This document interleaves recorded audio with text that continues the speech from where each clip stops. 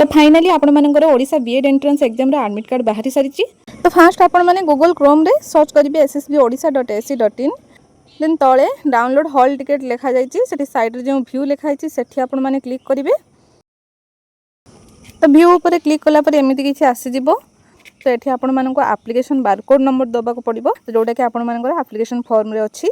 Then date of birth देबे, then captcha देबे, तापर लॉगिन मारी देबे, तापर आपण मानकर एडमिट कार्ड डाउनलोड हो जिवो।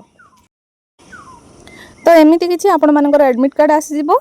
एंड आपण मानकर रिपोर्टिंग टाइम अछि 8:30 जोटा कि हमर फास्ट सेटिंग।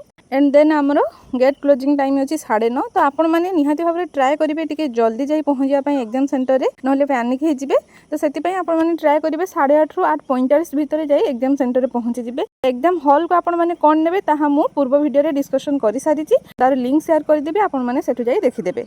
तो ऑल द बेस्ट समस्त को समस्ते भल से प्रिपरेशन करंतु एंड भल से एग्जाम दियंतु।